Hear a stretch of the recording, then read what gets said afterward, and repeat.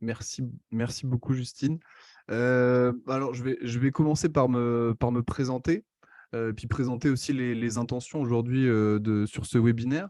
Alors, moi, je m'appelle Louis, hein, Louis Docvillers, et je suis coach, consultant et facilitateur depuis maintenant 5 ans, avec la particularité d'animer en intelligence collective et de coacher des équipes apprenantes, qui sera du coup le sujet du jour, donc les équipes apprenantes et la pédagogie Team Academy. Euh, L'intention du jour, en fait, le format qui était choisi, c'est un format interview, c'est un format où je vais être interviewé par Laure et par Justine, qui vous connaît et peut-être pourra aussi poser des questions complémentaires en connaissance du public que vous êtes. Mais là, ce sera nos deux journalistes officiels, mais vous ferez aussi le troisième journaliste du jour via le chat.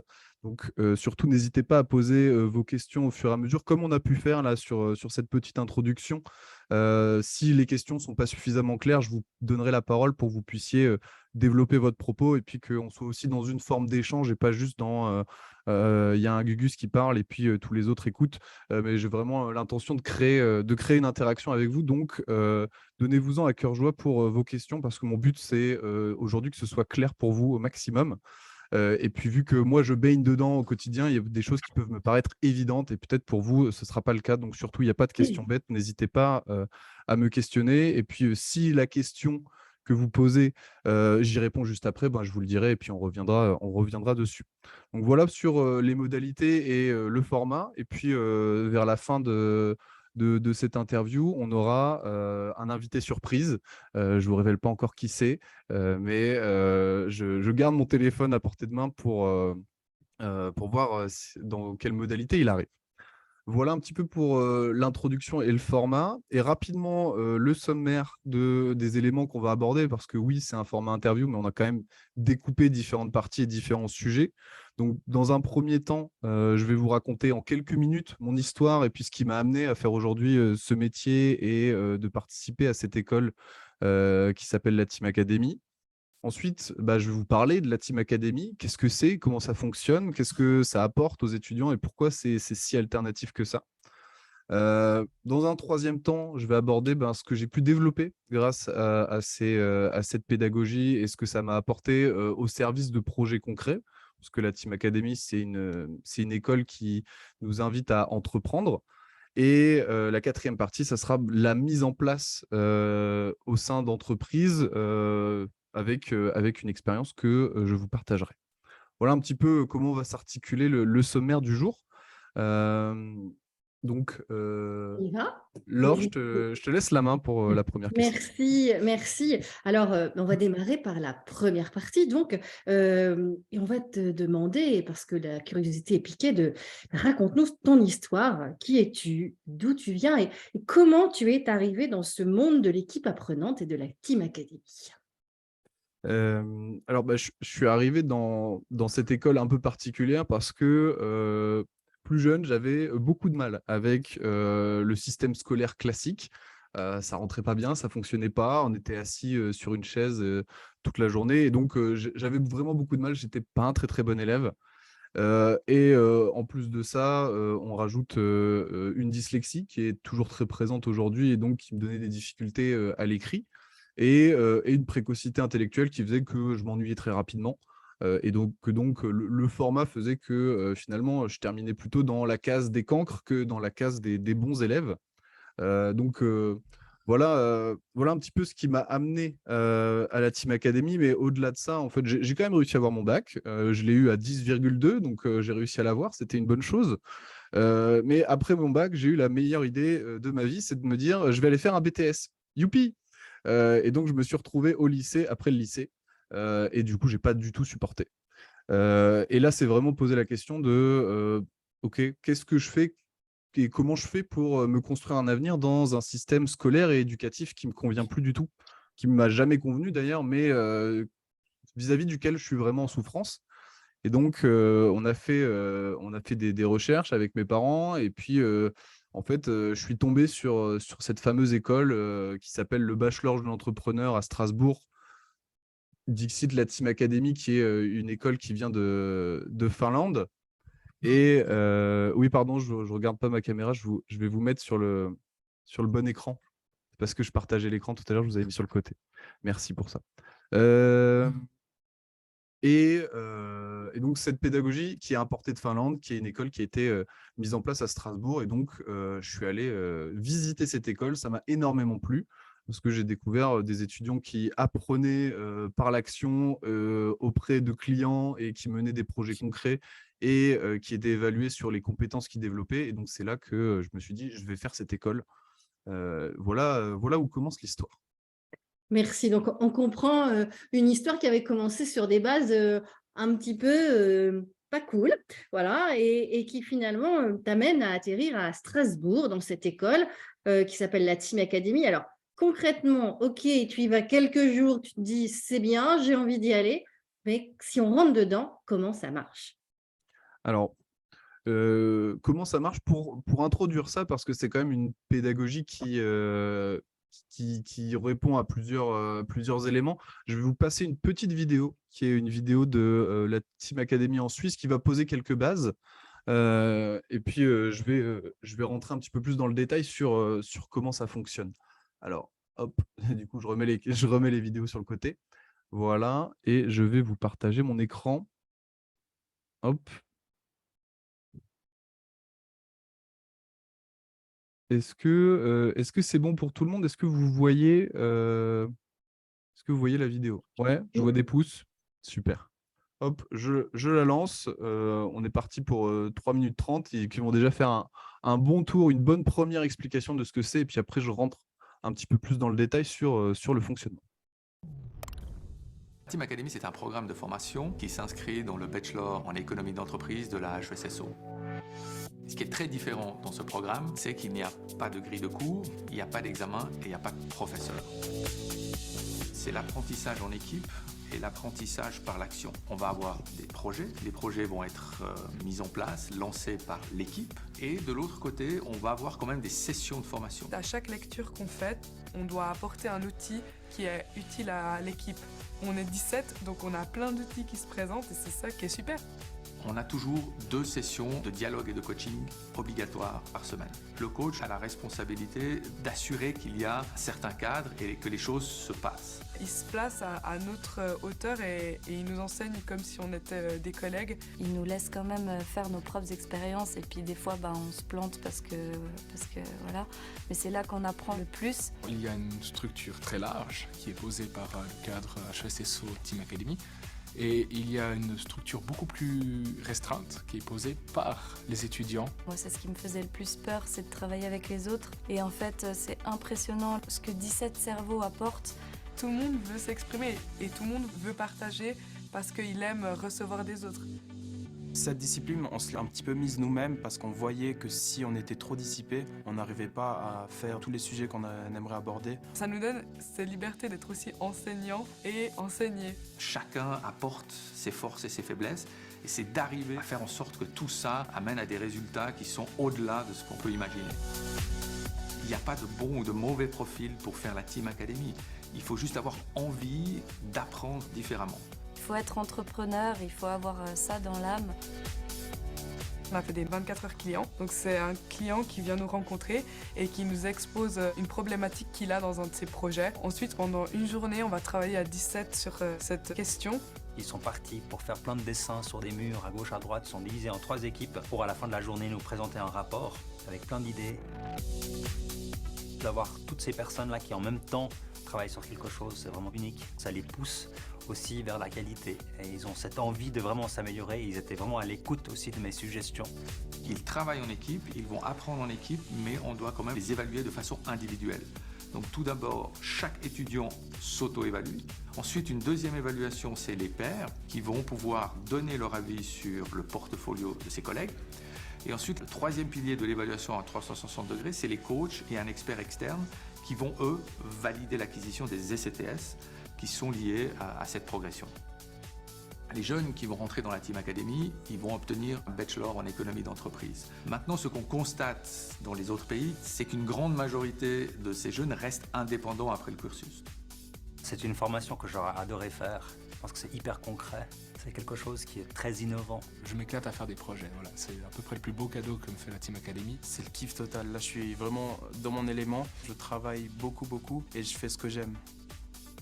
Si on peut libérer ce potentiel de façon plus efficace, de façon plus plaisante aussi, et peut-être avec un peu de la joie et de la bonne humeur, pourquoi pas essayer de le faire? Et c'est ça ce qu'a fait la HESSO, c'est prendre ce risque de faire une formation différente.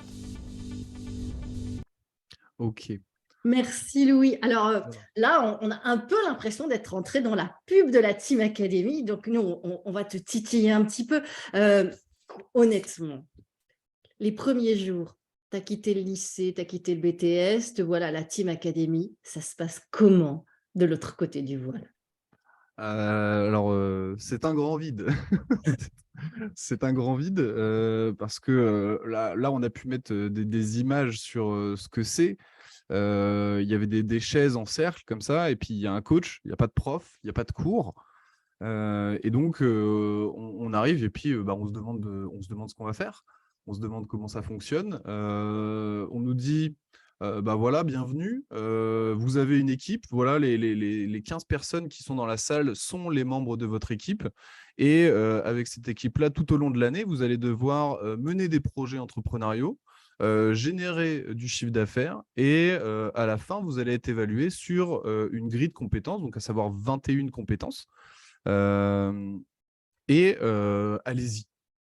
Voilà, on se retrouve 2 fois par semaine pendant 4 heures et le reste du temps, vous êtes autonome. Et alors, tu t'es senti comment? Alors, moi, je me suis senti au début désemparé, mais ensuite très très bien parce que quand on a une liberté d'apprendre sur ce qui nous plaît et d'entreprendre ce qu'on veut, moi, je l'ai vraiment très, très bien vécu. J'étais libéré du cadre scolaire. Donc voilà le vécu sur cette histoire. Alors, juste pour l'anecdote, est-ce que tu as encore en tête le tout premier projet sur lequel vous avez travaillé, peut-être la première semaine? Ouais, j'allais y venir la semaine d'intégration. J'ai vu la question, Caroline, j'y réponds juste après. Alors, quand on arrive, en fait, ils nous donnent un défi. Ils nous disent OK, vous avez une semaine pour gagner 1 000 € à la semaine prochaine. Donc, là, on a notre équipe, ils avaient posé les quelques bases avant, hein, et puis on se dit, mais comment on va faire pour gagner 1 000 € en fait? On ne sait pas entreprendre, on nous a encore rien appris.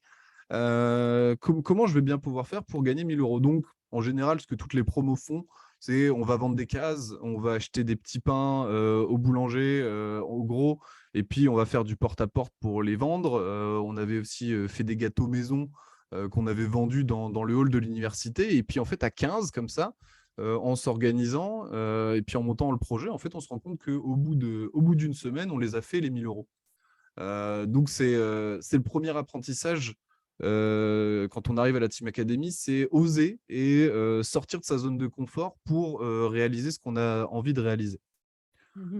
Alors, juste avant de répondre à la question de Caroline sur les 21 compétences, si on prend cet exemple-là au pied de la lettre, on pourrait se dire, ouais, enfin, c'est une grosse kermesse quand même. Vous n'êtes pas dans une école comme ça pour faire une grosse kermesse. Comment se structurent en fait les apprentissages au travers de ce petit exemple, par exemple? Sur cet exemple-là, déjà, on apprend à s'organiser en équipe, on apprend à dialoguer, on apprend à se répartir les tâches. Alors, on ne s'en rend pas forcément compte tout de suite, et c'est ça qui est intéressant, c'est que à la Team Academy, on fait des apprentissages par l'action, parce que c'est ça la pédagogie, c'est une pédagogie d'apprentissage par l'action. Donc, on va apprendre des apprentissages qu'on va qualifier de tacites. Et on est dans l'action, donc on fait le truc, on avance, et puis on va vendre nos petits pains, on va gagner de l'argent. Et c'est après qu'on s'en rend compte. Parce que après, il y a un temps de débrief avec les coachs, où là, les apprentissages tacites qu'on a développés pendant l'action, finalement, à travers le dialogue et le débrief qu'on va mettre en place, on va les expliciter. On va expliciter ce qu'on a fait, c'est « Ah bah oui, en fait, on s'est organisé de telle manière. On a fait 4 équipes différentes. Il y en a qui sont allés voir le boulanger, il y en a qui sont allés faire des gâteaux, il y en a qui sont allés faire la grille pour les cases. Et puis après, on s'est réparti les secteurs, on s'est réparti les horaires. On a fait en sorte de mobiliser l'équipe. Et tout ça, finalement, c'est des compétences de gestion de projet, c'est des compétences de leadership, c'est des compétences de dialogue.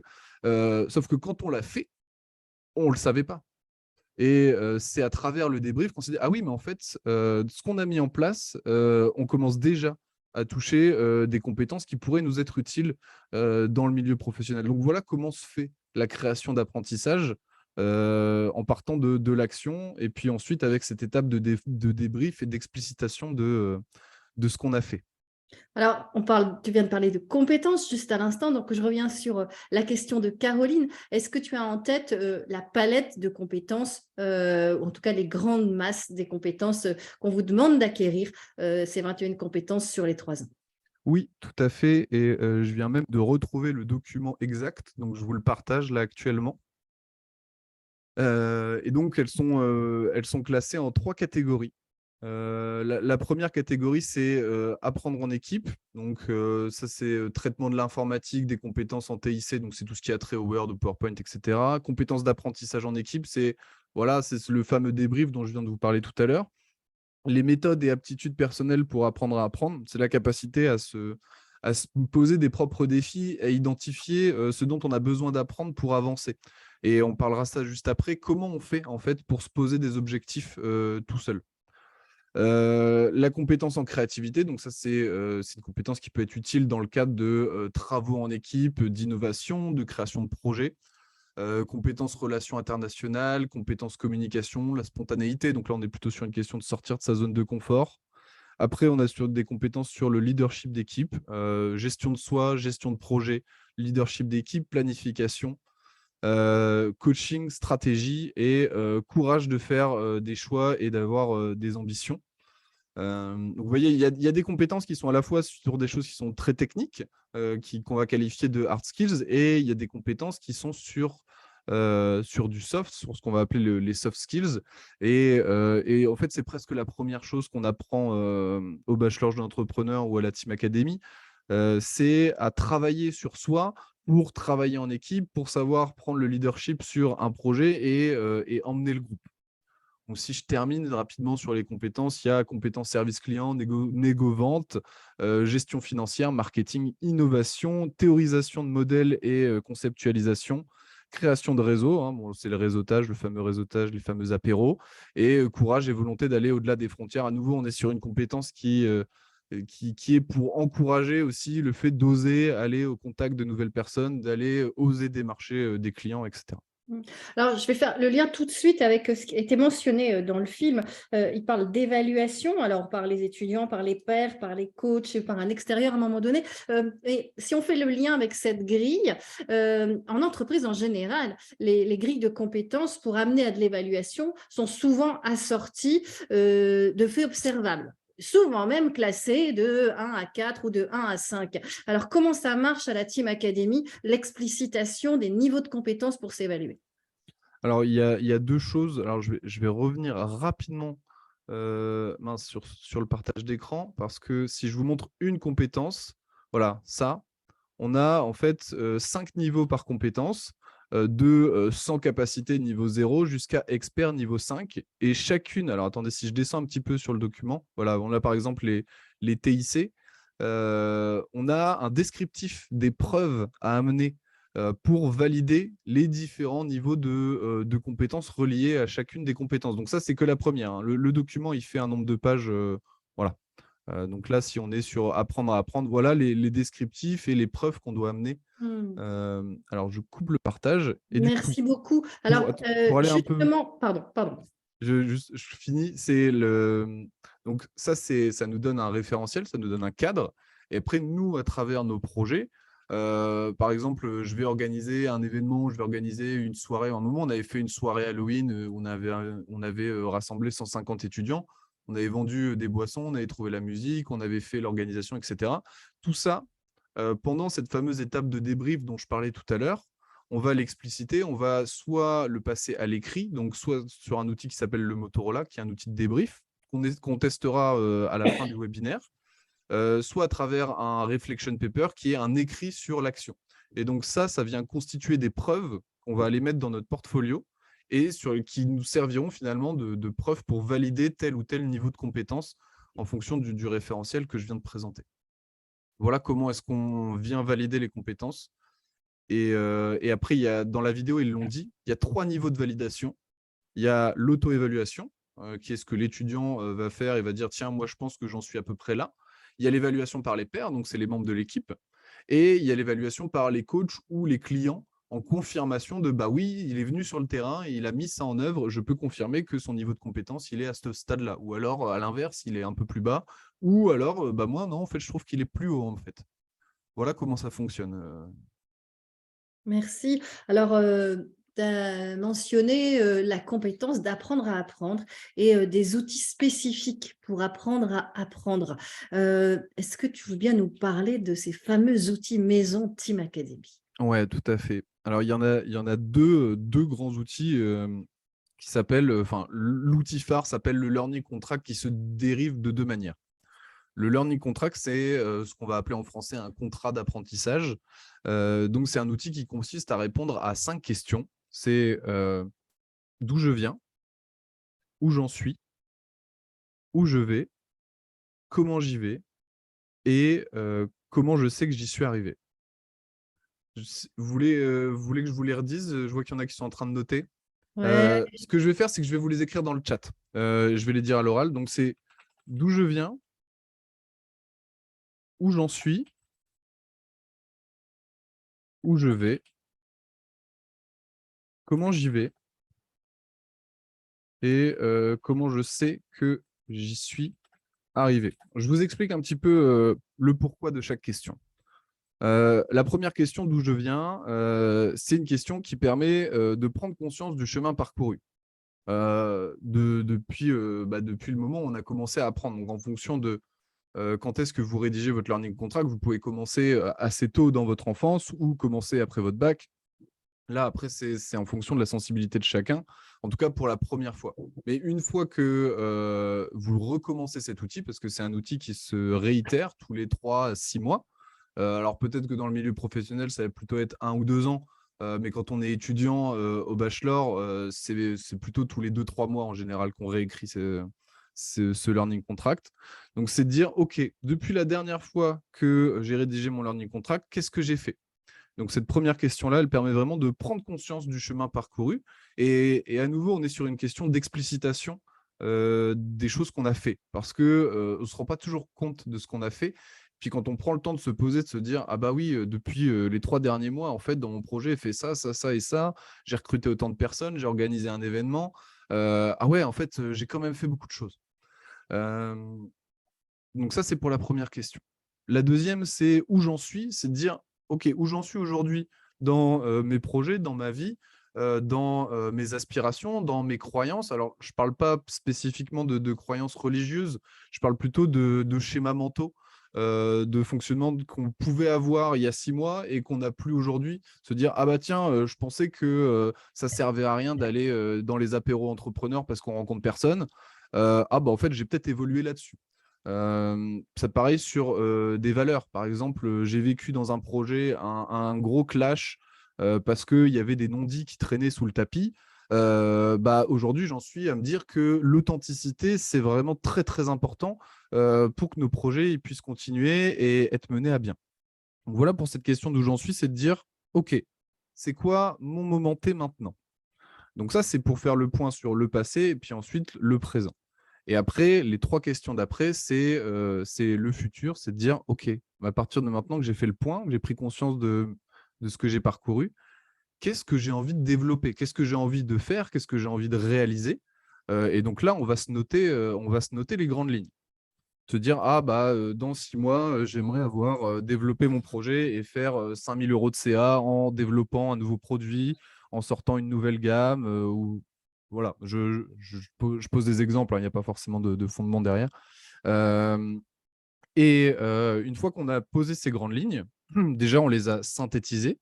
Parce que quand on ne pose pas les choses, on pourrait se dire « Ah bah oui, mais en fait, j'ai envie de faire ça, j'ai envie de faire ça, j'ai envie de faire ça, j'ai envie de faire ça. » Et puis au final, on part dans tous les sens. Et au bout de 6 mois, on n'a rien fait.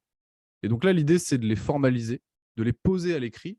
Et une fois qu'on a fait ça, de passer à la question suivante, qui est de dire « Ok, comment j'y vais ?» Sur cet item-là, de générer 5 000 € de CA, comment je fais? Avec qui j'y vais? Qu'est-ce que je me pose comme jalon? L'idée, c'est d'essayer de rentrer le plus possible dans le détail. Peut-être qu'il me manque des compétences. Peut-être que je ne sais pas comment je peux vendre mon projet. Donc, je vais aller lire un bouquin sur le marketing ou je vais aller rencontrer un expert qui pourra m'aider à construire une offre sur mon produit. Donc, tout ça, ça permet d'aller structurer son chemin. Et enfin, la dernière question, comment je sais que j'y suis arrivé? Ça permet de poser des indicateurs. Parce que si on ne se pose pas des choses qui sont atteignables pardon, dans un objectif des objectifs qu'on va qualifier de SMART, en fait, ça ne s'arrête jamais. Et il est important à un moment de pouvoir dire, OK, c'est quand la fin de cette itération-là, à partir de quand je me repose les questions sur mon learning contract pour réentamer un cycle. Et maintenant que ça fait bientôt 10 ans que je pratique cet outil, je peux vous assurer que c'est redoutablement efficace. Voilà pour l'explication. Mais là, je vous expliquais que la première branche, la première dérivation de l'outil, parce que là, on est à un niveau qui est personnel.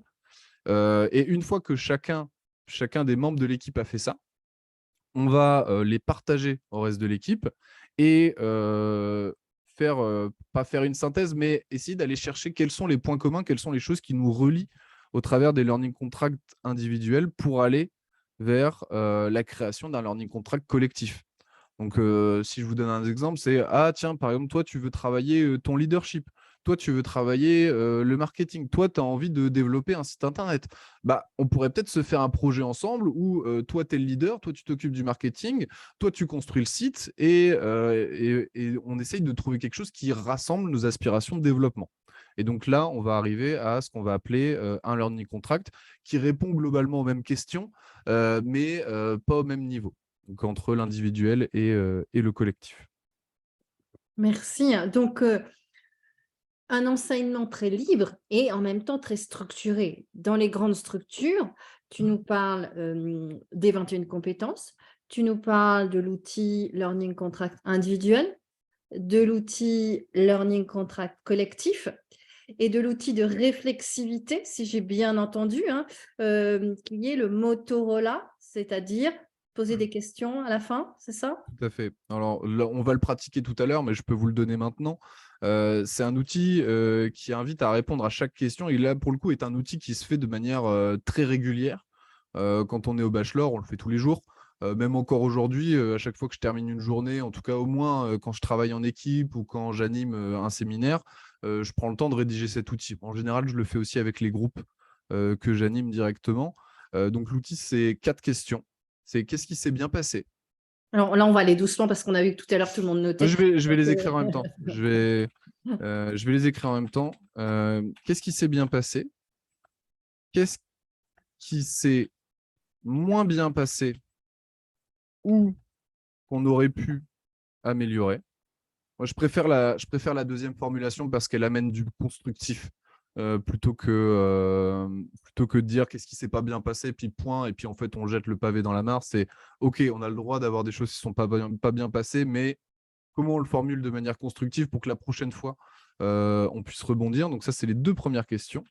La troisième, c'est qu'est-ce que j'ai appris? Et la dernière, c'est qu'est-ce que je vais mettre en action? Et cet outil-là permet de faire ce fameux pas de côté dont je parlais tout à l'heure et cette mécanique d'explicitation à la fin de chaque action qui a été menée. Et d'ailleurs, ces Motorola, on doit en fournir un certain nombre à la fin de l'année dans notre portfolio pour valider nos compétences. Pour vous donner un chiffre, en 3e année, on doit en fournir 50. Donc, sur 200 jours à l'école, sur une année, ça fait un rythme assez costaud quand même. Donc ça, c'en est un. Et il y en a plusieurs autres, mais là qui sont vraiment reliés à l'approfondissement d'apprentissage. Je vous ai parlé tout à l'heure du Reflection Paper, qui est un outil qui, pour le coup, n'a pas de structure, mais qui invite à réfléchir, à prendre un temps sur l'action qui vient d'être menée et de l'analyser en profondeur, à dire j'ai organisé un événement, qu'est-ce qui s'est passé au début, comment j'ai fait, comment ça s'est passé pendant, qu'est-ce que j'en tire après, et puis de développer ça à l'écrit. Donc ça, c'est le Reflection Paper. Le, le suivant, c'est ce qu'on va appeler des essais. Donc les essais, c'est je vais chercher un apport théorique, où que ce soit. Alors, ça peut être dans un livre, ça peut être sur une vidéo, ça peut être sur Internet. Et je vais rassembler, concaténer l'information de façon à ce que ça me soit utile dans mon projet. Et donc, en général, quand on fait des essais, c'est parce que, par exemple, tout à l'heure, je parlais du marketing ou de l'informatique. Je sais qu'il me manque une compétence, donc il faut que j'aille la chercher quelque part pour au moins me donner des bases. Et puis ensuite, je vais mettre en action.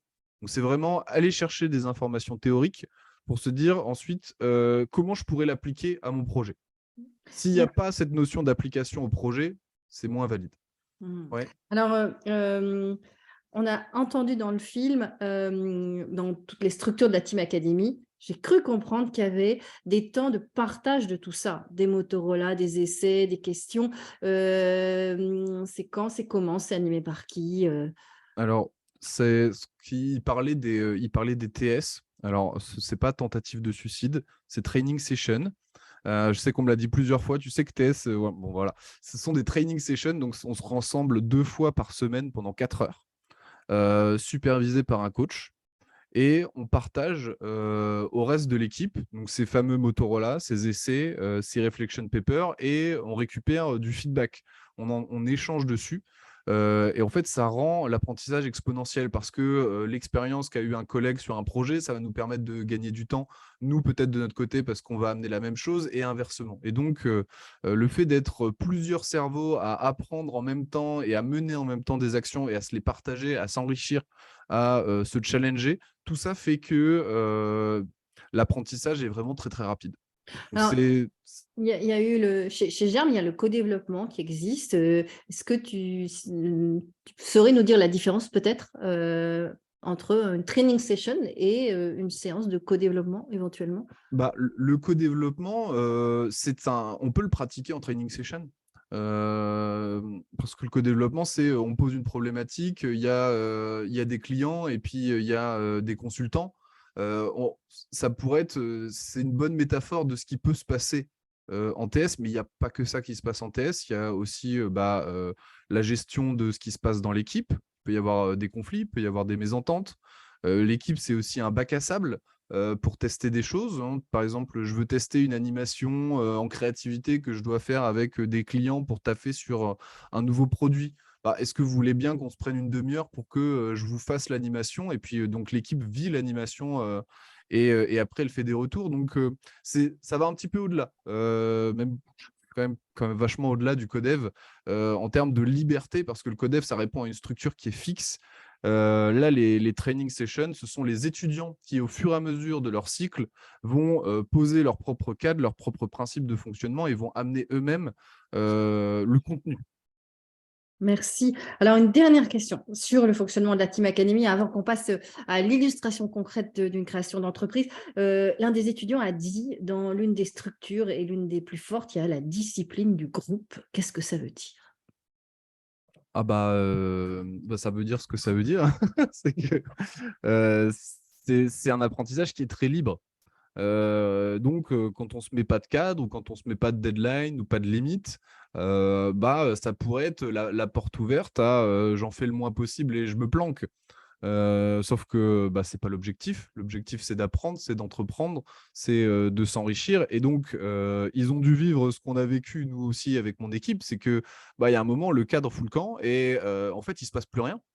Et de ça, on apprend qu'il faut se structurer, il faut se mettre des rituels d'équipe, il faut se mettre d'accord sur des fonctionnements, sur des valeurs, sur des principes, pour qu'on continue à apprendre et que l'équipe soit en mouvement. Parce que oui, c'est un vrai risque que l'équipe parte à la dérive. Alors bien sûr, il y a le coach qui est là pour ça, pour revenir poser du cadre et tirer la sonnette d'alarme quand ça ne va pas. Mais c'est quand même nettement mieux quand c'est les étudiants qui s'en rendent compte eux-mêmes et qui prennent le taureau par les cornes pour retourner dans l'action. Alors, on a des petits commentaires. Le Motorola, certains l'utilisent et c'est super. La training station pourrait ressembler à un atelier germe. C'est intéressant aussi comme commentaire. Oui, Alors, chez Germe, vous avez des fonctionnements qui ressemblent à la Team Academy. alors, Avant, création d'entreprise, pardon. Tu avais peut-être quelque chose à dire avant qu'on parle de la création d'entreprise et peut-être des plus importants oui, projets sur lesquels tu as travaillé. oui, il me reste 2 éléments importants à mentionner au moins. Alors attendez, je vais partager mon écran à nouveau. Le premier élément, ce sont les principes de fonctionnement. Il y a 5 grands principes de fonctionnement pour que ça fonctionne à la Team Academy. Le premier, c'est tout part de soi. Donc, il est ici, là. Tout part de soi, ça veut dire ne pas attendre des autres qui se mettent en action, mais prendre sa part, alors que ce soit en prenant le leadership ou avec son self-leadership et en se mettant à contribution de l'équipe. C'est pas dire il y a un problème là-bas et puis je le vois, mais je dis rien et puis je laisse faire. Ou c'est pas ne pas rentrer dans l'action sous prétexte divers et variés, c'est de se dire si tu veux apprendre quelque chose, c'est de toi que ça part, c'est pas des autres. Donc déjà, ça nous renvoie en fait à notre propre responsabilité vis-à-vis de ce qu'on apprend. Donc ça, déjà, c'est très, très différent par rapport à l'apprentissage classique, là où c'est dans l'apprentissage classique le professeur qui décide de ce qu'on va apprendre et de comment on va l'apprendre. Le deuxième élément, c'est sortir de sa zone de confort, accepter de sortir de sa zone de confort. C'est un apprentissage qui est pas toujours agréable, qui nous challenge beaucoup, parce que quand on doit créer un projet et vivre une expérience entrepreneuriale, ça peut chahuter émotionnellement, ça peut demander de dépasser des croyances limitantes, des barrières, des fonctionnements. Et donc, pour ça, il faut accepter de sortir de sa zone de confort.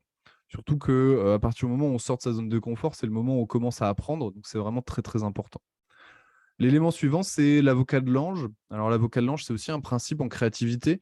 C'est de laisser sa chance aux idées, c'est de laisser sa chance à la petite plante qui vient de pousser.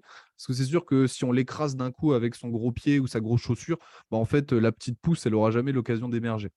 Donc, c'est une invitation à accepter et apprendre les idées qui pourraient naître chez les uns et les autres sans les juger. Voilà.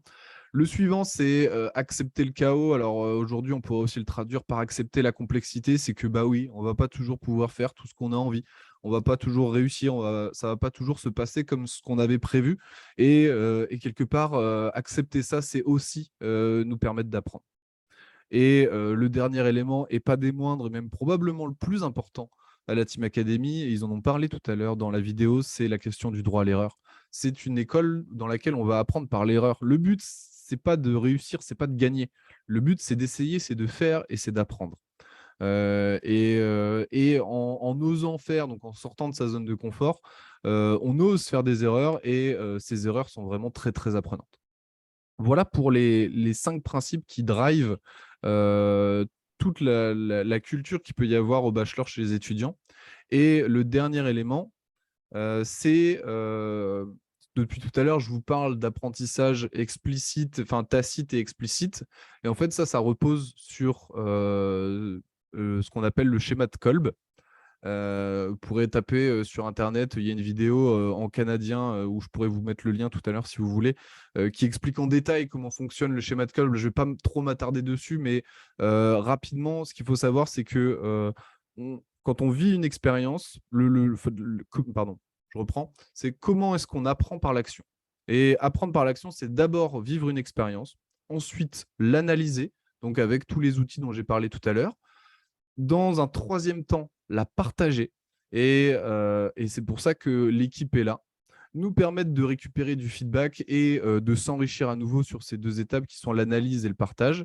Et ensuite, de projeter la suite, de se dire, OK, maintenant, quelle est mon action suivante, quelle est mon étape d'après et de retourner dans l'action. Et c'est comme ça que se génère l'apprentissage par l'action.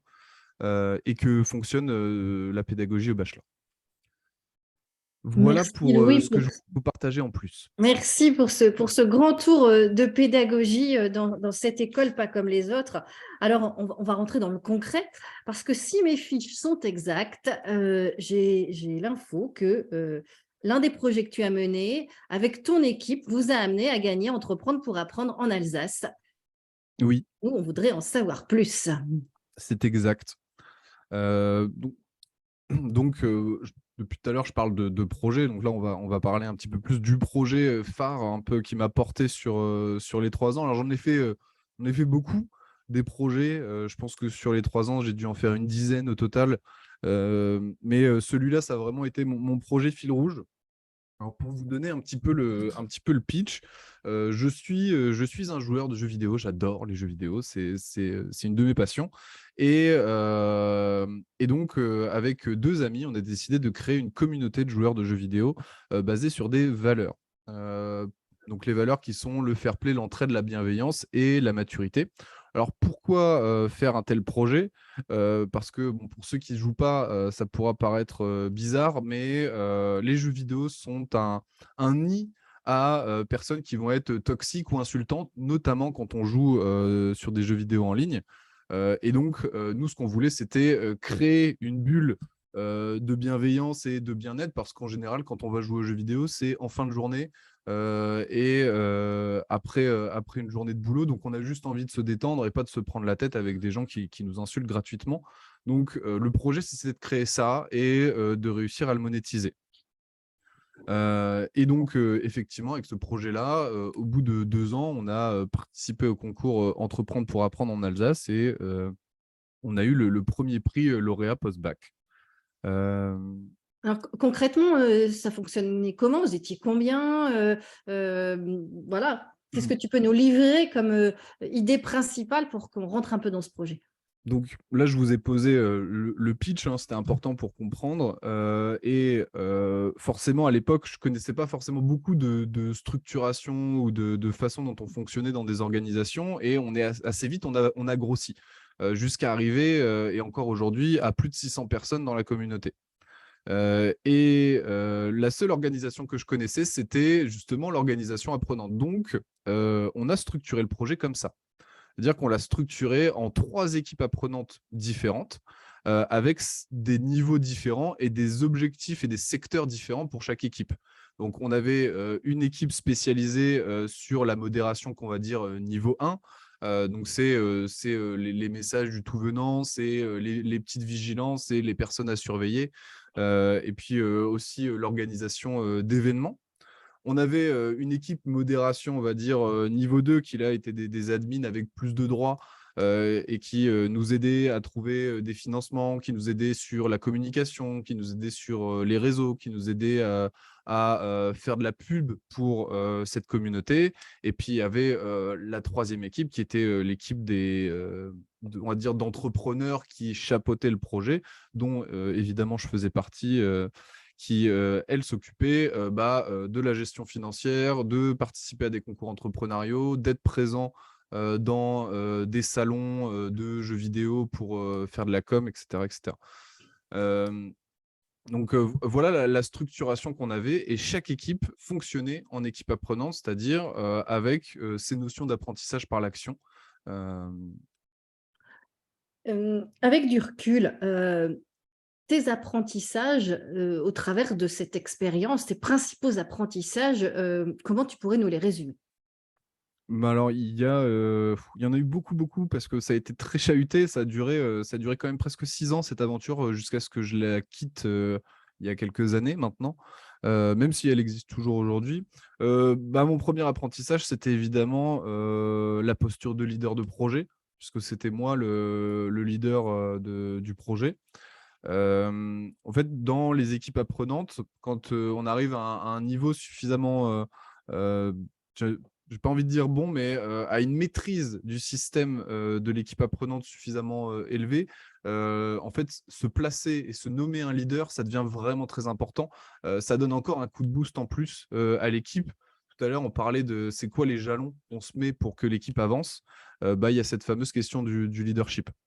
Donc, Donc, c'est pas le coach, c'est pas un manager, c'est un leader.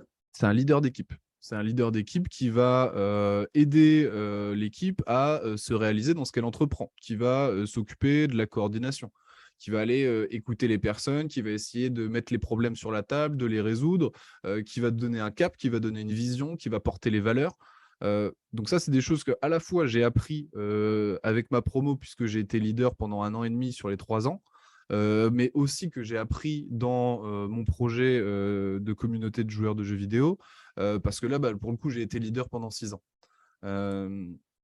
Donc ça, pour moi, c'est des très, très gros apprentissages. Il y en a d'autres sur réussir à animer une équipe, à les motiver, à écouter les problèmes, à les résoudre.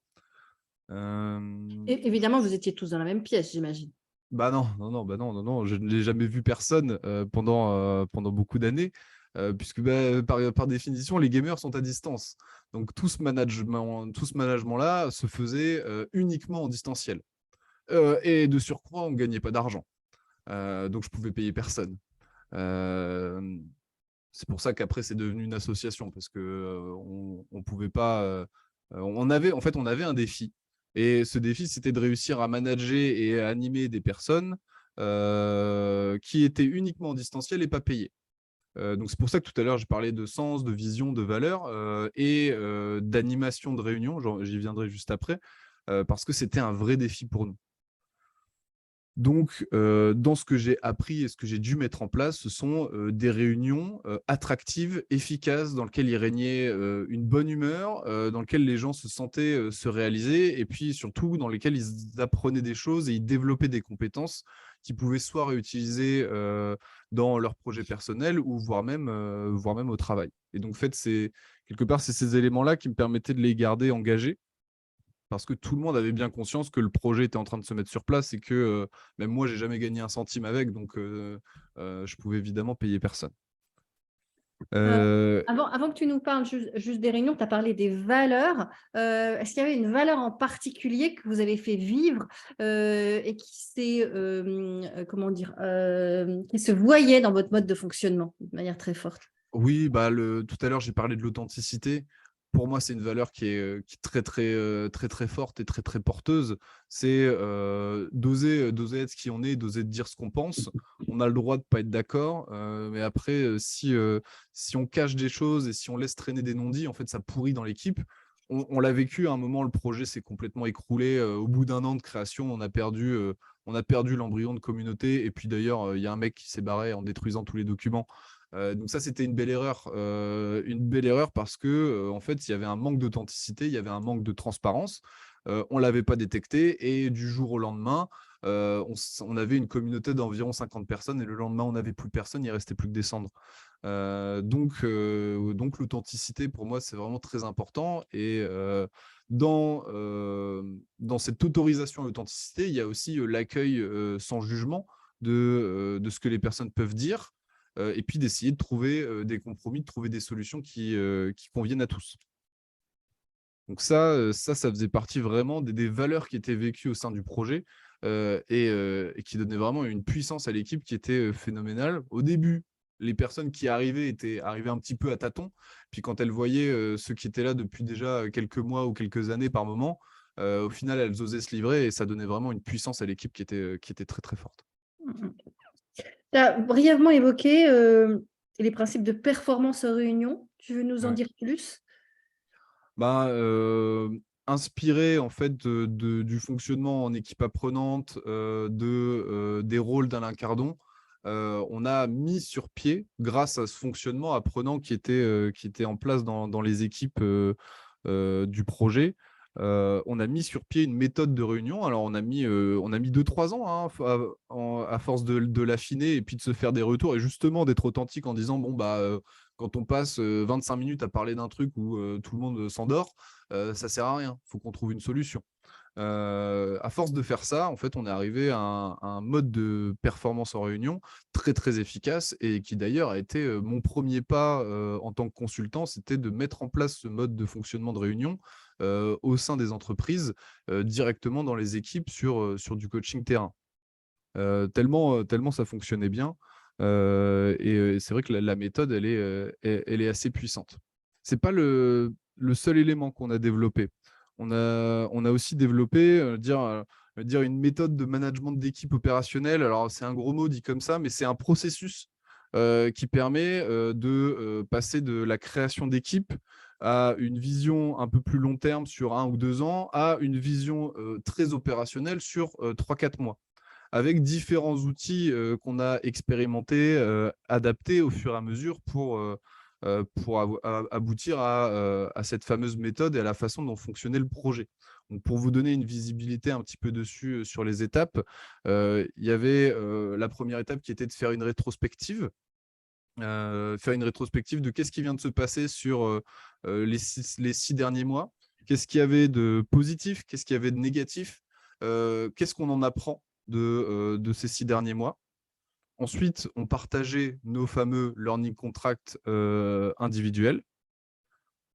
On le transformait en learning contract d'équipe. Et ensuite, on transformait ce learning contract d'équipe en vision opérationnelle, donc un Kanban, un rétro-planning, on dit, donc, sous forme de rétro-planning. Et donc, tout ce processus-là, on le répétait tous les 3-4 mois dans le projet.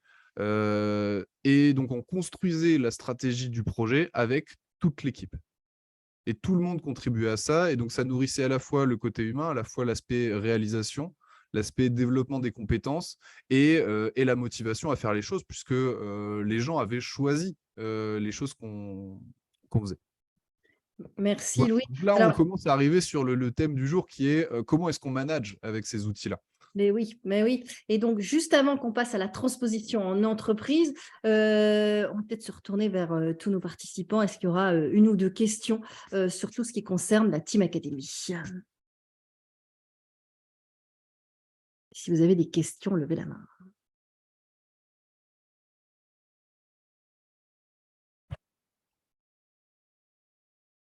Ça va. C'était clair pour tout le monde. Alors, attends. Combien je ça vois. coûte le cursus scolaire, c'est ça, hein? Combien ça coûte? Je croyais que je crois que ça coûtait environ 2500 € par an. Donc, c'est pas et c'était relié à une école de commerce, donc c'était pas si cher que ça, hein, puisqu'une école de commerce, en comparaison, c'est 8 000 € par an, un truc comme 7 000 – 8 000, des fois même plus. Au-delà de l'entrepreneuriat, quel débouché? Bah alors, question très intéressante. Les débouchés sont très très libres puisque ça va dépendre des compétences que tu auras développées pendant ton cursus. Alors, je peux prendre mon exemple. Moi, j'ai développé des compétences de leadership, de management, d'animation en intelligence collective et en créativité. Aujourd'hui, j'en fais mon boulot. Mais j'en ai d'autres qui ont développé un projet de jus de pomme, par exemple. Et puis, quand ils sont sortis au fait de l'école, ils pouvaient vivre de leur projet de jus de pomme. Il y a une partie des étudiants qui retournent dans le cursus classique et qui vont aller faire un master. Euh, et il y en a d'autres qui retournent à l'emploi. Donc, je dirais c'est à peu près 50% qui partent sur l'entrepreneuriat ou sur leur propre projet en fonction des compétences qu'ils ont développées, 25% qui vont vers un emploi et 25 autres qui partent qui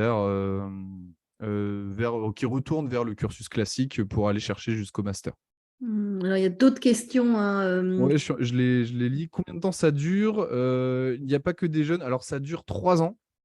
Et dans ma promo, la tranche d'âge allait de 18 à 27 ans à la première année.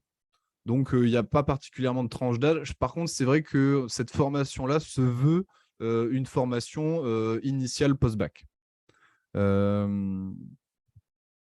Géographiquement, elles sont situées où ces écoles? Alors, il y en a une en France actuellement à Strasbourg qui est en train de battre un peu de l'aile, pour être tout à fait franc, même si les coachs originaux sont en train d'en créer une autre qui va réouvrir en septembre.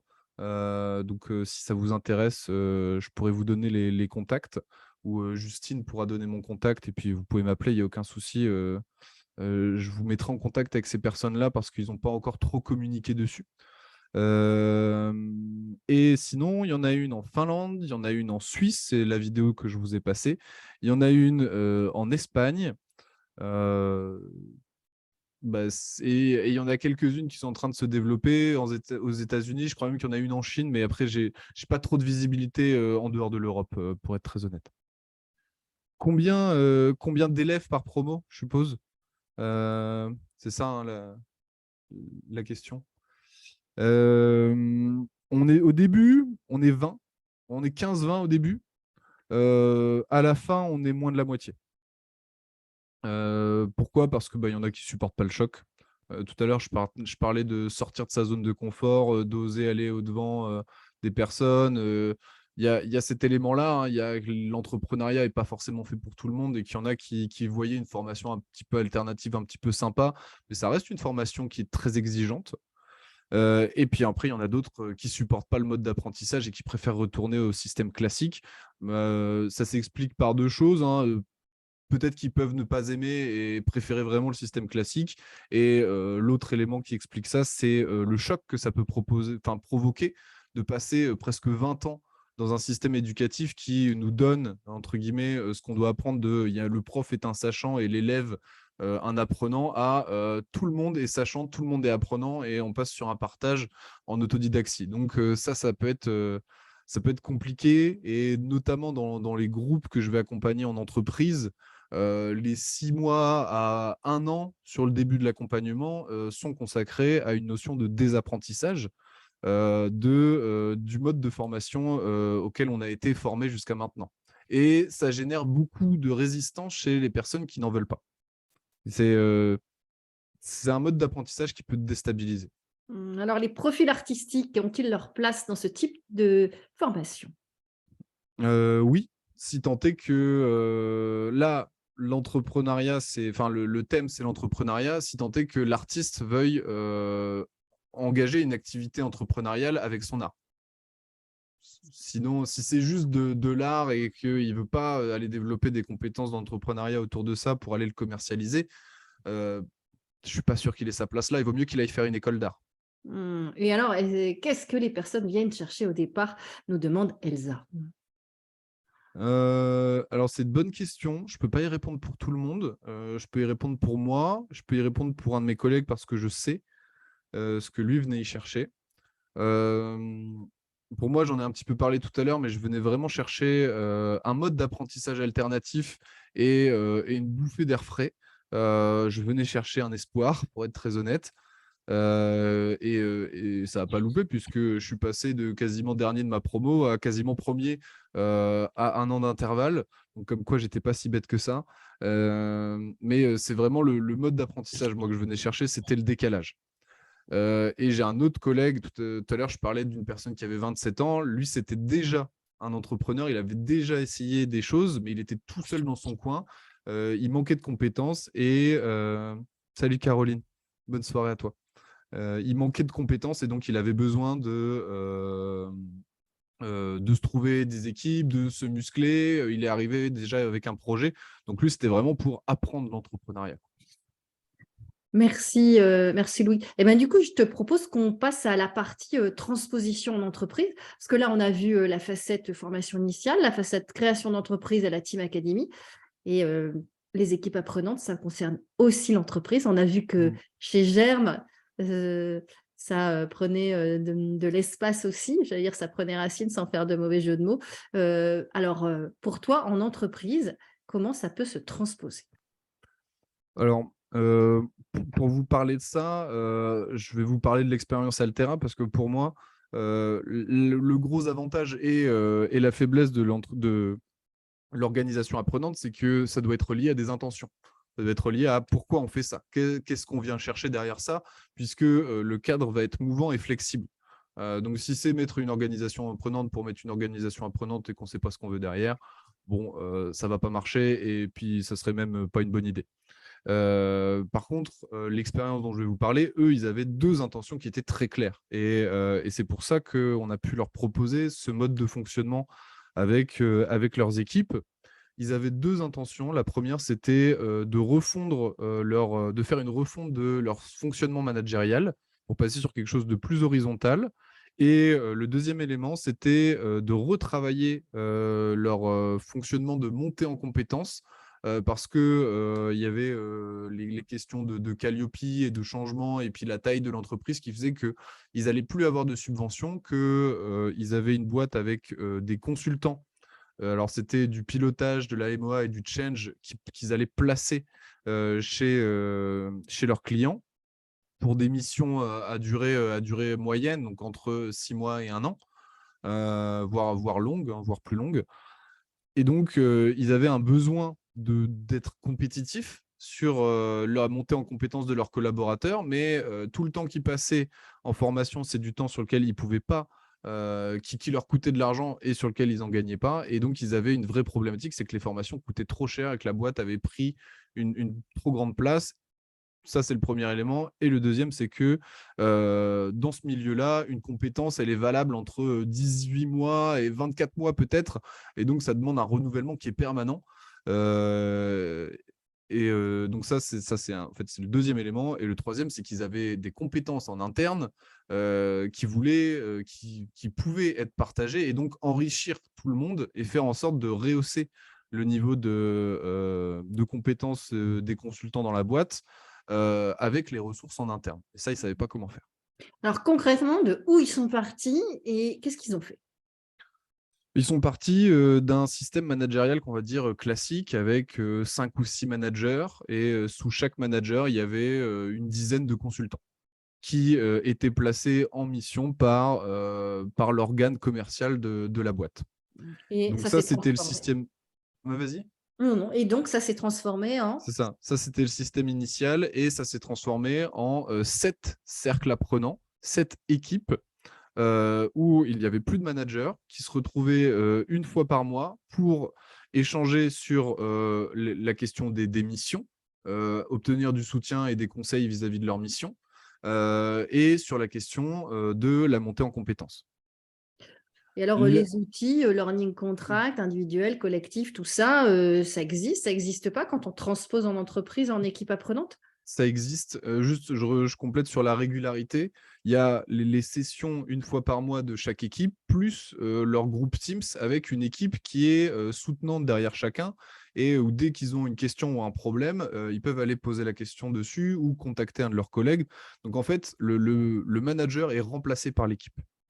Et pour arriver sur la question des outils, tous les outils dont j'ai parlé tout à l'heure ont été mis en place dans ces cercles. Donc, chaque membre d'une équipe rédige son learning contract, qui le partage au reste de l'équipe.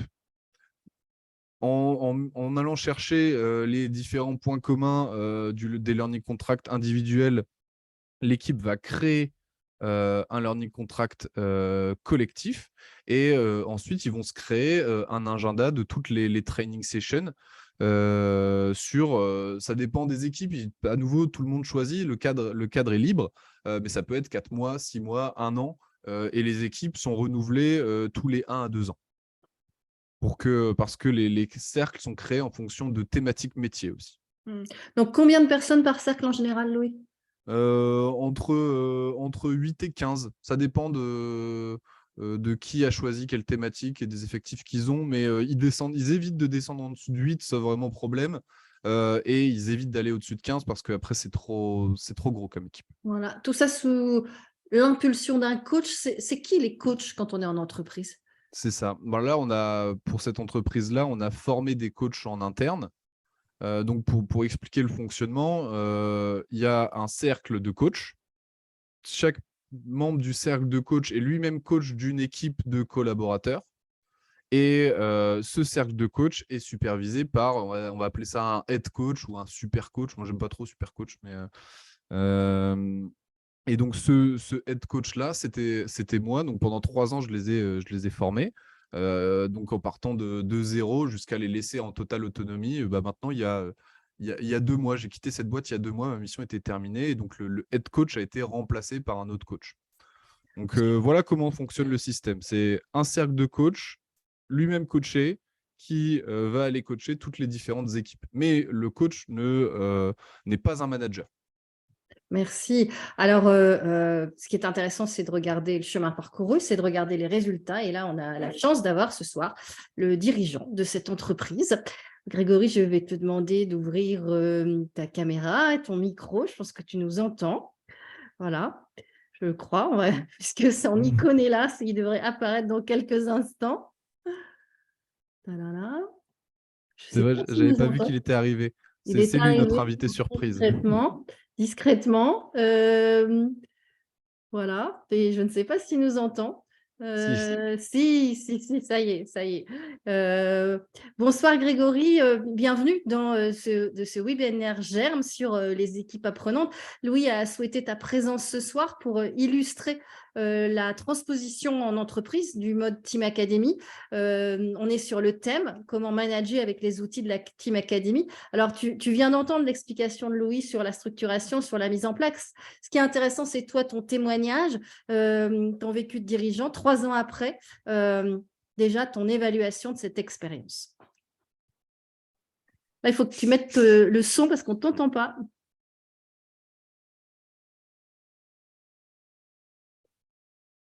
Ça a l'air d'aller. En attendant que Grégory règle ses petits problèmes techniques, je vais répondre à la question.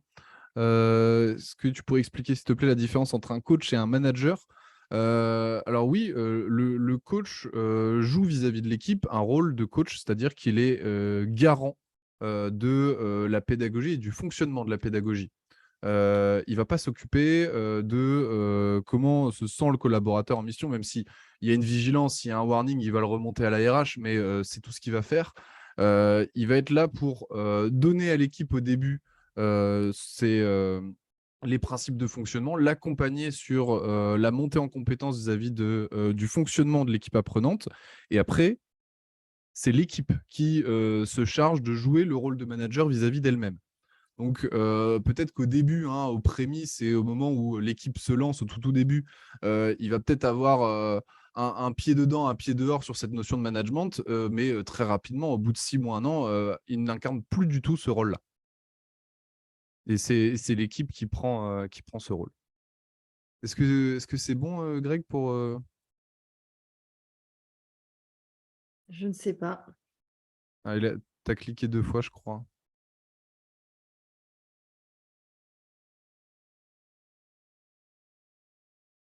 On t'entend pas, tu es encore muet.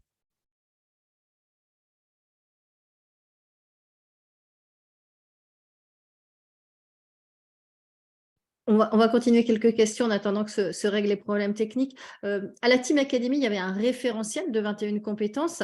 Là, dans l'exemple d'Altera, sur quoi se basait la montée en compétences? Chacun faisait ce qu'il voulait ou là aussi, il y avait des Non. repères? Non, il y a toujours un cadre de fond.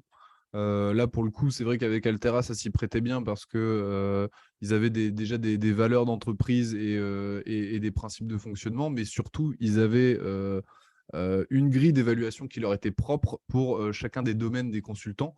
Et donc, en fait, il y a juste eu à adapter ce qu'ils utilisaient en évaluation annuelle sur un référentiel de compétences. Donc, c'est le fait la structure de base pour comparer aux 21 compétences était quasiment déjà présente.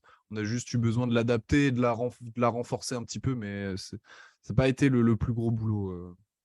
Bon, j'espère que vous m'entendez. Je suis désolé, Oui, j'ai dû rater.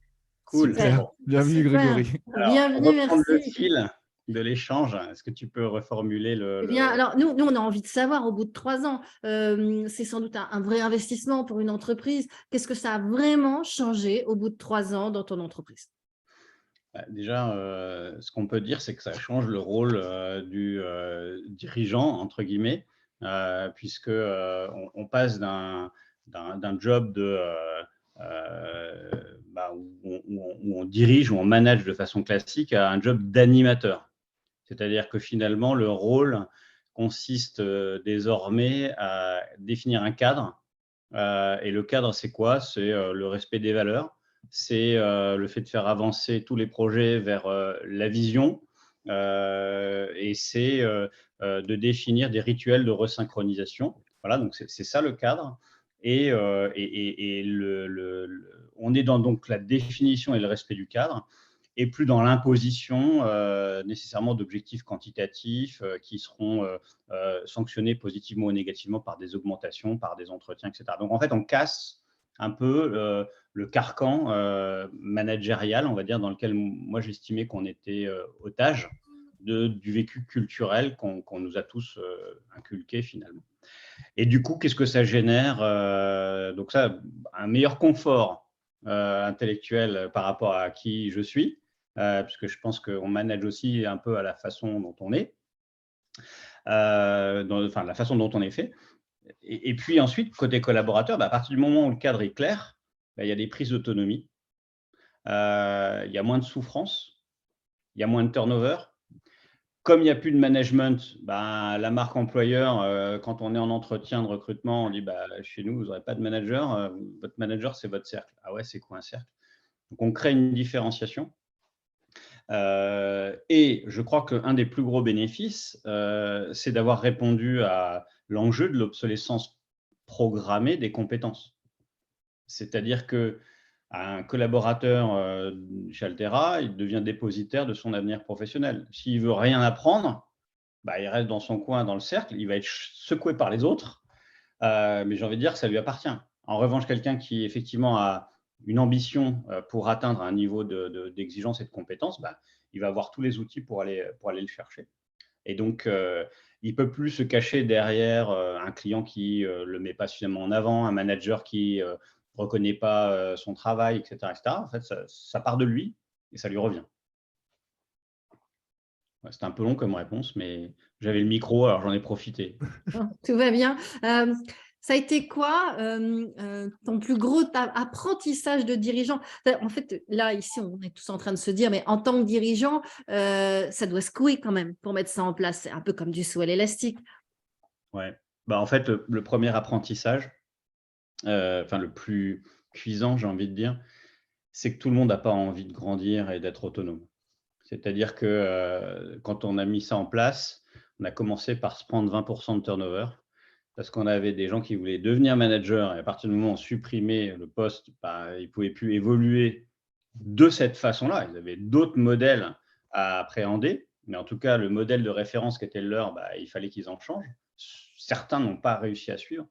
Et puis, il y a tous ceux qui voulaient rester managés, c'est-à-dire qu'on leur donne ce que moi j'appelais la béquille managériale, qui, pour moi, devenait lénifiante et supprimait un peu cette capacité de prise d'autonomie. Donc, le premier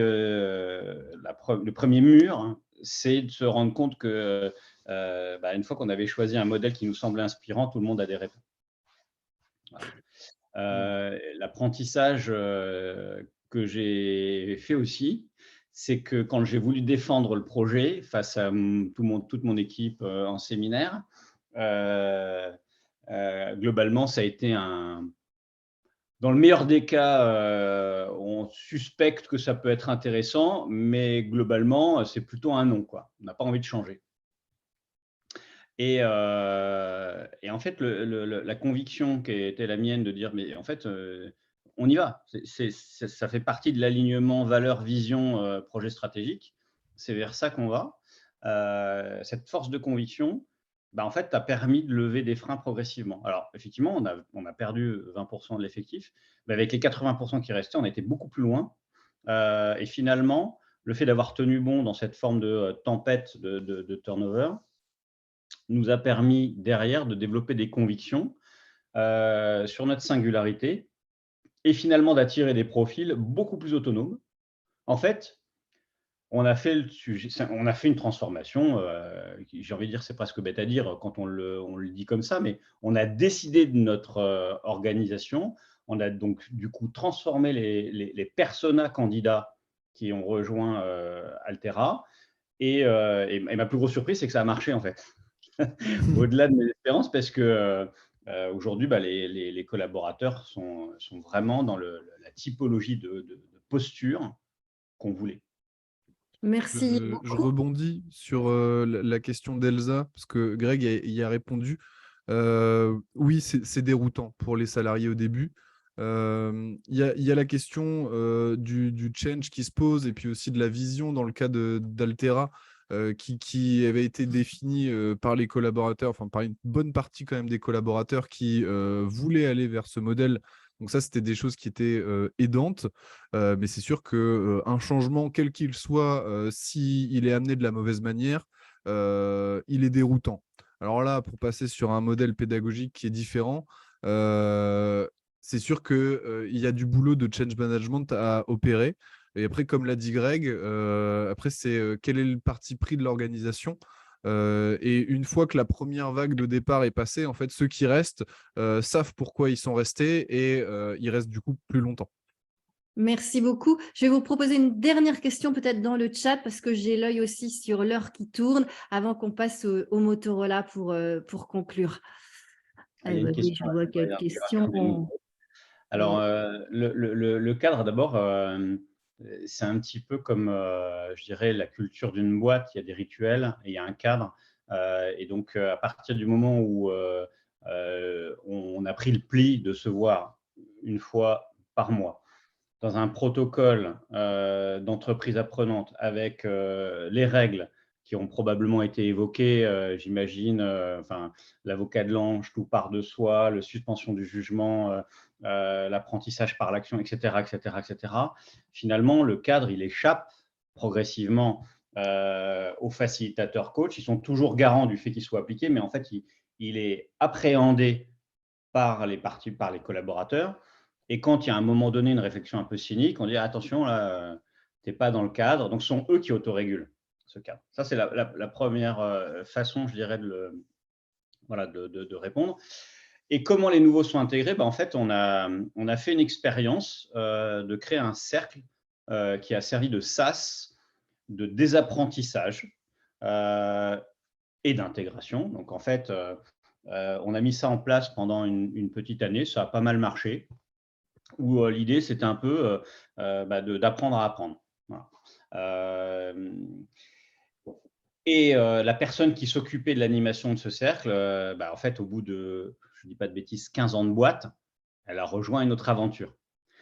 Et donc, on s'est retrouvé orphelin de notre capacité d'intégrer des nouveaux dans ce format-là. Et on s'est dit, finalement, la meilleure façon d'apprendre, c'est d'être jeté dans le bain directement. Et donc, ce sont les cercles eux-mêmes qui accueillent les nouveaux et qui leur font passer finalement les codes, le cadre, toujours sous surveillance du facilitateur coach. Merci beaucoup. Pour compléter, de mon point de vue, les deux méthodes fonctionnent. Elles ont des avantages et des inconvénients, mais les deux fonctionnent. Et pour revenir sur le tout début de la question et en lien avec quelle est la différence entre le coach et le manager, en fait, à la toute fin du processus, parce que c'est un processus qui met globalement 3 ans à se mettre en place pour faire la transformation jusqu'au bout, le coach est finalement à la fin juste dépositaire du cadre de fond. Et donc, ça devient presque son dernier rôle, au-delà de faire du miroir à l'équipe. Il est garant du cadre de fond. Et c'est ça son rôle final. Merci beaucoup. Alors, malheureusement, il est 18h55. Donc, Louis, je vais te proposer de nous faire vivre en 5 minutes ce temps du Motorola. Yes. Si tu veux bien. Alors, tout à l'heure, je vous ai parlé de l'outil, donc je vais vous proposer qu'on l'expérimente. Alors, s'il y en a qui veulent rester un petit peu après, moi, je reste à dispo si vous voulez continuer à échanger et poser des questions, mais on va terminer à l'heure pour ceux qui doivent partir. Donc, ce que je vous propose, ça va être de répondre dans le chat et aux 4 questions. Donc, on va passer à peu près 1 minute 30 par question pour qu'on pratique quand même un petit peu cet outil, puis vous voyez ce que ça peut apporter, surtout qu'on est beaucoup. Donc, si tout le monde met un élément, vous allez voir, c'est très, très puissant. En plus du fait que c'est la première fois que je fais un webinaire et donc vous avez eu ça en exclusivité et j'aime bien appliquer mes propres principes à moi-même, donc je suis très friand de vos retours et notamment des pistes d'amélioration qu'on pourra avoir par rapport aux éléments que vous avez entendus. Donc ce que je vous propose, c'est de répondre dans le chat dans un premier temps à la question: qu'est-ce qui pour vous s'est bien passé aujourd'hui? Qu'est-ce que vous avez apprécié? Puis moi, je vais lire vos réponses et puis je vais éventuellement vous donner la parole s'il y a des éléments que je ne comprends pas ou des choses qui pourraient demander à être complétées. Alors, on y va? Ouais, allez-y, allez-y. Qu'est-ce qui s'est bien passé? Super partage d'expérience. Merci beaucoup, Cyril. Fluidité du propos de l'exposé, retour d'expérience, outils tels que le learning contract individuel plus collectif plus retour d'expérience, fluidité, rythme fluide, apport clair, richesse du contenu, progressivité de la démarche, le mode d'interview vivant, très belle présentation, partage concret, pragmatique, outils clairs, précis, la présentation interview. J'ai apprécié le format interview plus témoignage de Greg. Simplicité d'une démarche complexe et humaine, des visuels préparés au-delà de l'interview, sans le vécu, un micro qui marche à la fin. Merci.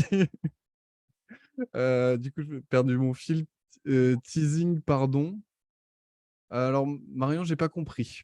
Qu'est-ce que tu voulais exprimer par là? Calme et authentique. C'était teasing par rapport au cadeau à la fin du témoignage. Ah oui, Et d'accord, j'avais ok. écrit leasing au-dessus, c'est un écho. J'avais loupé ton message, merci, pardon pour. Effectivement, je l'avais loupé. Ok, qu'est-ce qu'on a en sourire de l'or, très complet du vécu, excellent apprentissage, séquentage du partage d'expérience. Merci beaucoup pour vos retours. Je vous propose qu'on passe à la deuxième question qui est qu'est-ce qui pour vous s'est moins bien passé ou qu'est-ce qu'on aurait pu améliorer, hein, que ce soit dans la présentation, dans la façon dont sont amenées les choses. N'hésitez pas, hein, je ne suis pas susceptible, j'ai l'habitude d'avoir des feedbacks et au contraire, je les prends volontiers pour l'amélioration. C'est aussi comme ça que fonctionnent les méthodes d'apprentissage. C'est d'oser dire et d'oser recevoir. Donc, s'il y a pour vous des points d'amélioration pour aujourd'hui, n'hésitez pas. Plus long sur la démarche en entreprise, ok.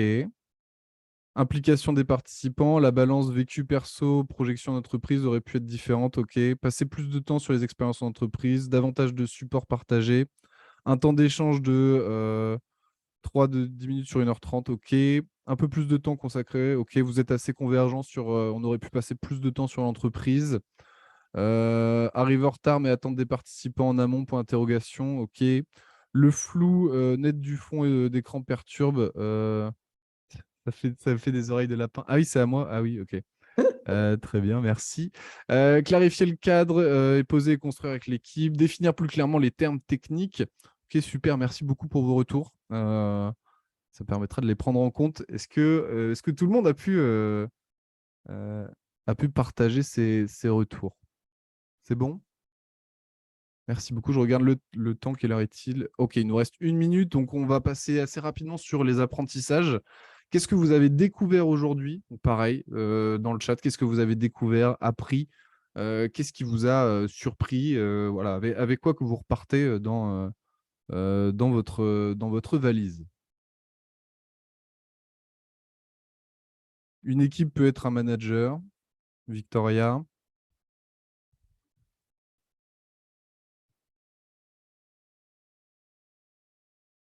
Learning contract individuel puis collectif. Le format interview et une super intervieweuse, compétence au-delà de son super sourire.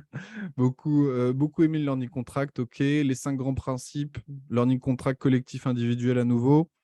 Retour sur les expériences, réception du projet, transformation, turnover et renforcement de l'engagement ensuite. Importance de la structuration du process pour finalement garder et entretenir la liberté, envie de vous solliciter. Ok, en attendant que les derniers apprentissages arrivent, si vous avez déjà nommé les vôtres, vous pouvez préparer éventuellement votre action, votre premier pas, qui sera la dernière question, le temps que je termine de lire les derniers apprentissages qui arrivent. Les envoyez pas tout de suite si c'est des actions, mais au moins vous pouvez commencer à y réfléchir. Retour d'expérience sur les différentes réceptions du projet de transformation. Ça, je l'avais déjà lu. Nouvelle expérience réussie en entreprise de ce type, management collaboratif, car dans le Nord, les entrepreneurs reviennent en arrière. Kiabi, Decathlon, ok. Learning Contract, super découverte. Transposition des outils de la Team Academy que je connaissais grâce au Learning Contract Finlande, à l'entreprise de Greg. Les 4 questions du Motorola et le défi du jeu dès l'entrée. Super, merci beaucoup pour très très beaux apprentissages. Vous avez tous participé. Je Je vous propose qu'on fasse la dernière question avant de se laisser, qui est, voilà, si vous aviez une première action ou un premier pas ou quelque chose que vous auriez envie de mettre en place demain suite à ce que vous avez vu ce soir, qu'est-ce que ça serait? Utiliser le Motorola en équipe, creuser les outils pour miser pour une mise en pratique lors d'un atelier Germe, aller revoir le site d'Alain Cardon, chez qui je me suis formé. Ok, une expérimentation avec une équipe projet, Motorola, m'appliquer les 5 principes, rédiger mon learning contract individuel, demander aux intervenants un doc, lien sur le learning contract, et il n'y a aucun problème, je te fournirai ça. Motorola, en fin de journée, atelier Germe, utiliser 5 grands principes, Motorola, tester le learning contract, utiliser le moto en équipe. Super. Merci beaucoup. Bravo pour ce moto très complet. Alors, il y en a encore qui arrivent. Passer du learning contract individuel au collectif pour les projets en entreprise. Okay, merci Marion. Je vous remercie pour votre écoute et vos questions du jour et votre participation dans le chat. Merci Laure pour tes questions et Greg pour ta présence et ton témoignage. Justine, je te rends le micro pour les derniers mots.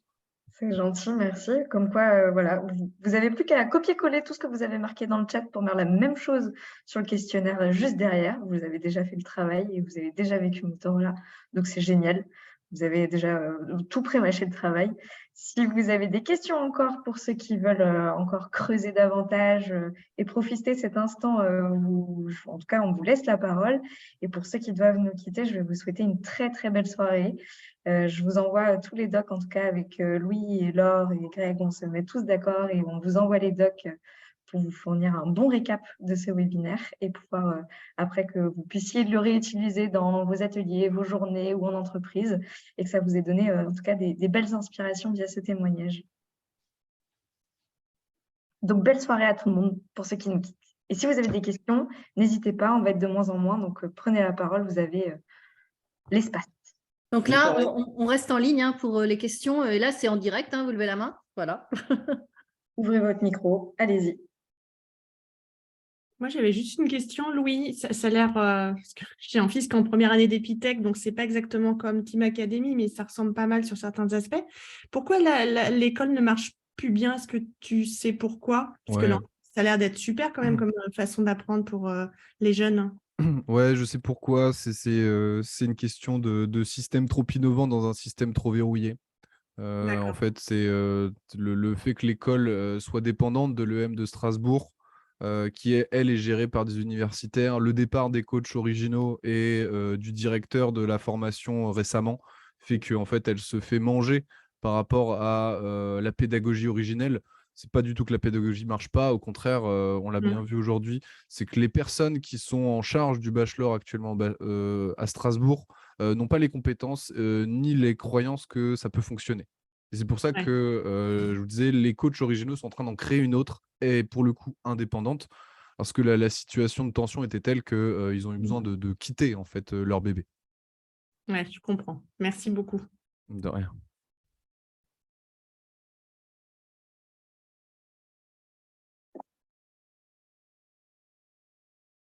Est-ce qu'il y a d'autres questions? Dites-en, vous avez Louis pour vous tout seul.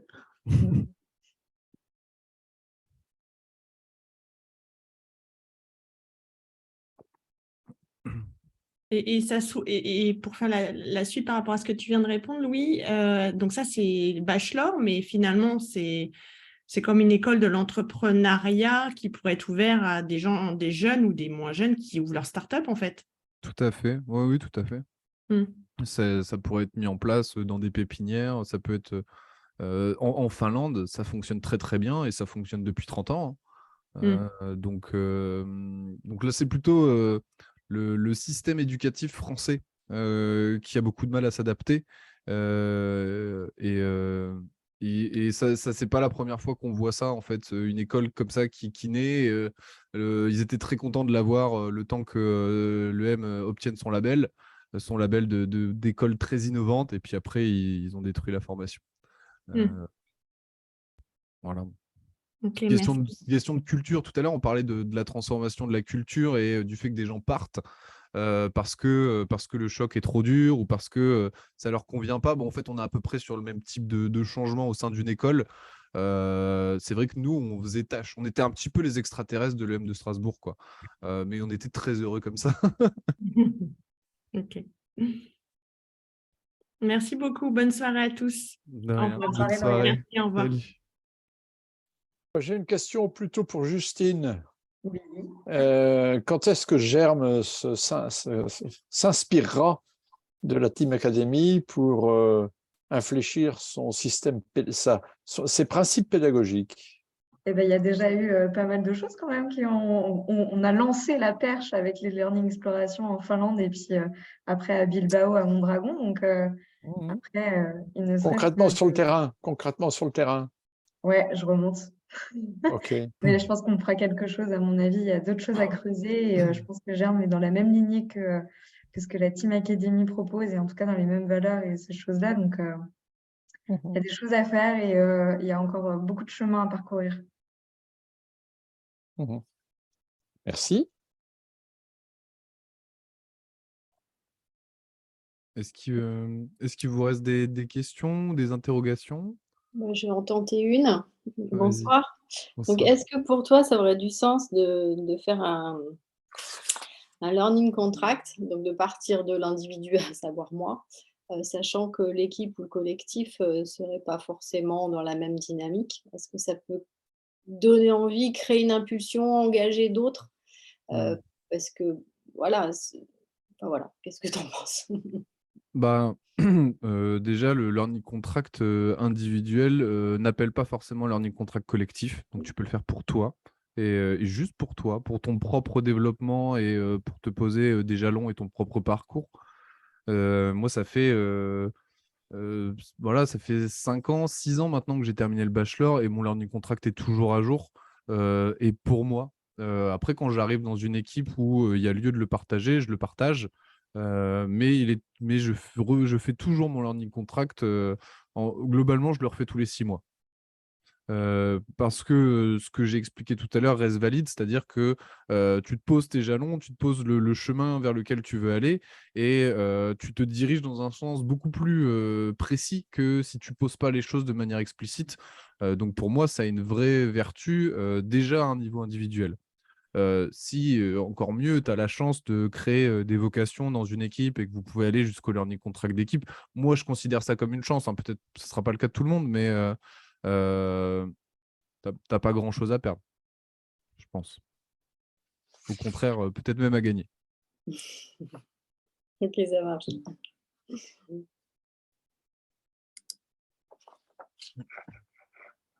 Si vous n'avez pas forcément d'autres questions, je vous propose qu'on s'arrête là pour ce soir, peut-être à reprendre bientôt. Et je vais vous souhaiter une très belle soirée. Merci Justine, merci Laure, merci Louis, merci à tout le monde, hein. C'était effectivement très, très sympa. Bonne soirée. Ouais, merci, bonne soirée à vous aussi. Salut Bernard. Salut. Merci, bonne soirée. Bonne soirée. Salut.